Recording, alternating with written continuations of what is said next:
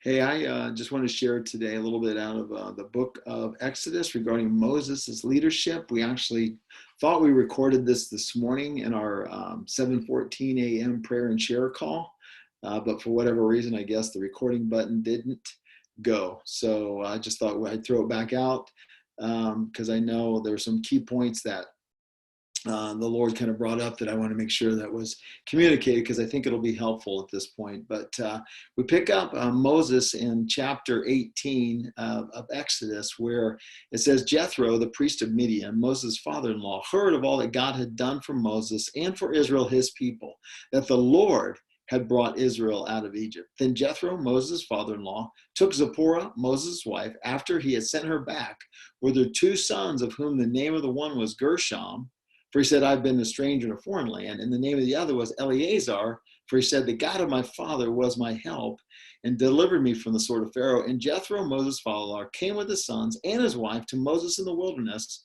where he was encamped at the mountain of God. Now he said to Moses, I, your father-in-law Jethro, am coming to you with your wife and her two sons with her. So I find this interesting. Here, Moses goes to Egypt and tries to fulfill God's plan for his life and the leadership that God's called him to. He leads them through the wilderness, or the Red Sea experience, into the wilderness. God provides water out of a rock. God also just gave him great victory over the Amalekites. But in the meantime, Moses had sent his wife and sons home to be with their dad, maybe out of protection, I don't know. But what's interesting is so often, even as people come in to C12, the first thing I ask them is, how are things at home? Like, are your first ministry is your spouse. Now, would he or she say that they come before the business?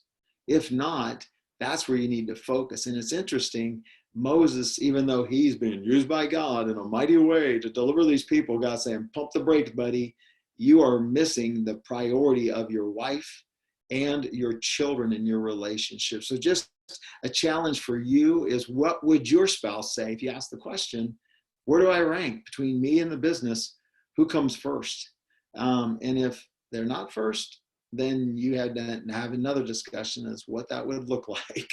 And maybe your children, in terms of, you'll never have any greater ministry than to disciple your own children. What a privilege. So don't think anything more than that until you're doing at least that. So verse 7 says, Moses went out to meet his father-in-law, bowed down and kissed him, and they asked each other about their well-being, and they went into the tent. And Moses told his father-in-law all that the Lord had done to Pharaoh and the Egyptians for Israel's sake, all the hardship they had come upon them in the way, and how the Lord had delivered them.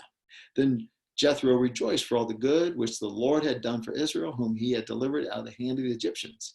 And Jethro said, Blessed be the Lord who has delivered you out of the hand of the Egyptians and out of the hand of the Pharaoh, and who has delivered the people from under the hand of the Egyptians.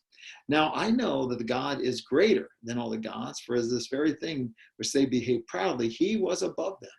Then Jethro, Moses' father-in-law, took a burnt offering and other sacrifices to offer to God. And Aaron came with all the elders of Israel to eat bread with Moses' father-in-law before God. And so it was on the next day that Moses sat to judge the people, and the people stood before Moses from morning until evening. So when Moses' father-in-law saw that all he did for the people, he said, Hey, what is this thing you're doing for the people? Why do you sit alone and all the people stand before you from morning until evening? And Moses said to his father-in-law, Well, it's because the people come to me to inquire of God. When they have a difficulty, they come to me, and I judge between one another, and I make known the statutes of God and his laws. So Moses' father-in-law said to him, and I love this, the thing that you do is not good. Both you and these people who are with you will surely wear yourselves out. For this thing is too much for you.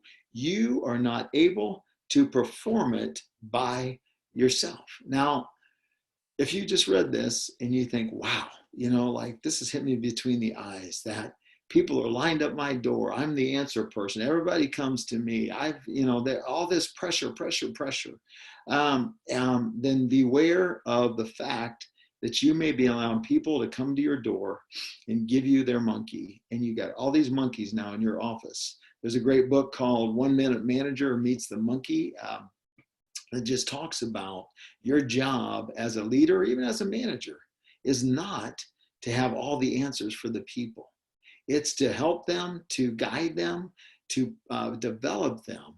But beware, if you have all this pressure and it's all on you, that you're not really fulfilling the role of a leader. And because of this, Moses was so busy day and night, he didn't have time for his own family, right? I mean, so think about that. If you're so busy, I could never back off how many hours I work.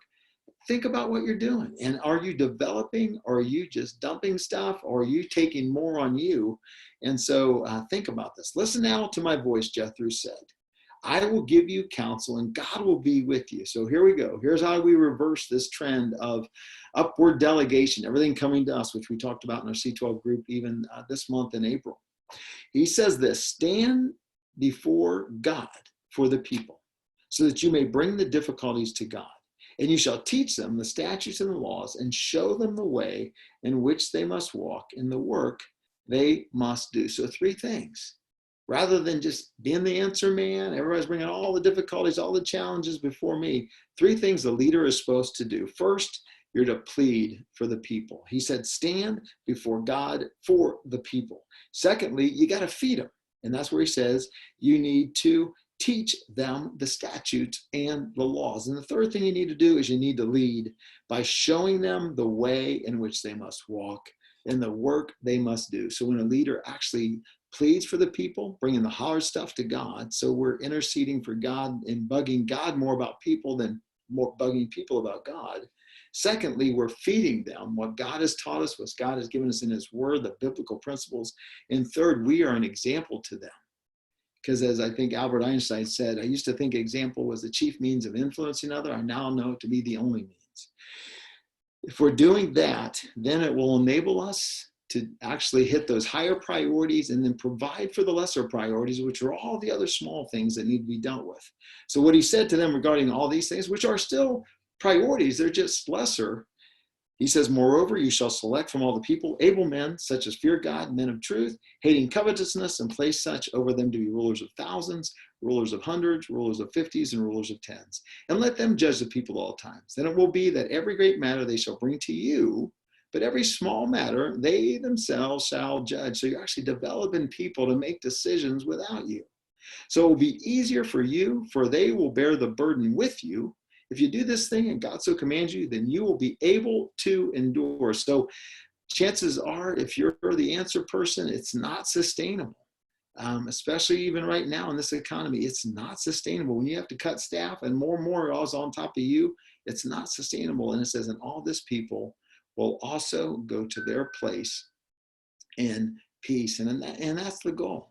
To have the peace of God, to have peace with God. And so this is the plan. And good news is Moses heeded the voice of his father-in-law and did all that he said. Moses chose able men out of all Israel, made them heads over the people, rulers over thousands, of hundreds, of 50s, and 10s. So they judged the people at all times. In the hard cases, they brought to Moses, but they judged every small case themselves. Then Moses let his father-in-law depart, but obviously his wife and kids didn't. And he went his way to his own land. So, a happy ending as far as all this goes. So just learn the lesson of Moses and develop people in a way where they're able on their own to figure out what to do, and you're just equipping them. And make sure that the people that you do delegate it to are people that you trust. And so that's the other challenge, is you got to know your people and know their gifting. Some aren't gifted to lead 1,000. Some aren't gifted to lead 100. I don't think I'm gifted to lead much more than 10 in a group at one time. So you got to know who you are and who you have, and then just delegate accordingly. So may the Lord bless you and strengthen you to be a leader after his own heart. God bless you. Bye-bye.